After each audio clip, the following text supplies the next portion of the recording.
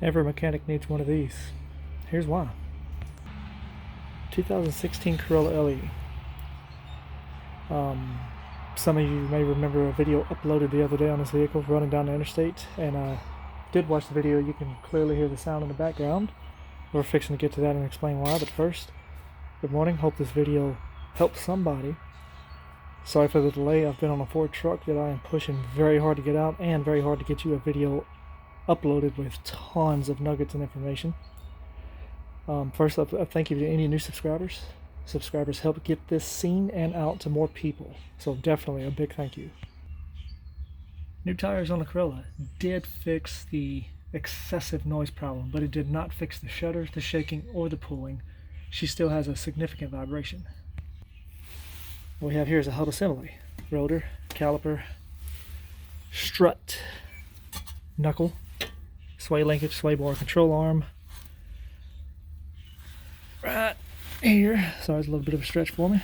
Control arm, tie rod in, inner tie rod in. This connects to an electronic steering rack and pinion. Cvt axle. You'll want to check these and give them a good little tug. This one's got the right amount of play in it, no major problem. Cvt Transmission, which I'm going to here and there show you how to drain, fill, check, and flush. This will work on Camrys, Corollas, or just about any Cvt transmission. Now the reason for the doctor-looking stethoscope there. You've seen the videos of grab it at 12 and 6, 10 and 3, pull it, move it. This doesn't always work because of this. So the next best method there is to get a wheel on it, just spin it lightly. You could put that stethoscope on the back of the wheel bearing or hub assembly, and it's a very distinctive sound. You're going to hear it. And if you don't have that, you can lightly put your fingers on the coil spring there, and you'll feel it.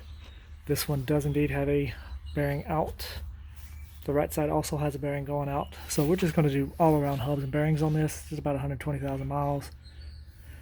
We're going to be replacing some bushings. I've done most of the front end work on this car. I did find this on a brand new control arm, and you can test bushings like this. Put a pry bar under there and just give it a little pull. Now you can't really see it in the video, but there's some excessive movement there. Other uses for that stethoscope, or the side of the transmission, you can hear things so clearly. Put them up to the side of a injector. You should hear a steady tick, tick, tick, tick, tick. If you hear one that's irregular, you have a problem with an injector. Some other small common problems with this, especially on Corolla, if you crank up and you have that typical metal vibration sound on a cold start, there's your culprit right there. That is a timing chain tensioner. Very easy to replace, and right now surprisingly easy to get a hold of, considering how hard for some reason it's been to get parts for this vehicle. Right CV axle, I found a culprit of the shake.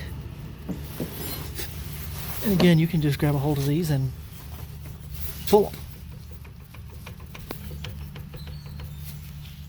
That one has got a ton of movement from the knuckle, and also on the bottom arm here. And here's your rack and pinion. Check the bushings on that. It is also loose and worn. And if you're going to do bushings, you might as well do your sway bar bushings as well.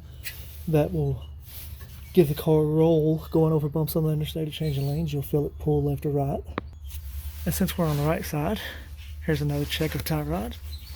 It's good. It's good. And I can tell you, there should be no hand movement in those. If you can move them by hand, it's time to replace them. Commonly overlooked on all vehicles is the charcoal canister. You can take this down and clean it out. Just tap it out or blow it out. And again, we're going to dive deeper into this. I've got several things I've diagnosed and I'm going to repair on it. It's going to be almost a complete overhaul. But if you have questions in regards to Chevy misfire, vehicle misfire, lean versus rich, any questions at all, don't hesitate to comment or ask. Chances are I've worked on that type of vehicle and I will have an answer for you. Don't forget the upload coming on this Ford F-150. It is the V6 4.2. In fact, I'm probably going to go live when it's time to crank it, because it has been a major undertaking for me. But again, thank you to subscribers. Any questions or comments are welcome. It does not have to pertain to mechanics. It could be electrical, construction, anything. The purpose of this channel is to educate, answer questions, and just overall be helpful. I hope everybody has a great day. Thank you, and God bless.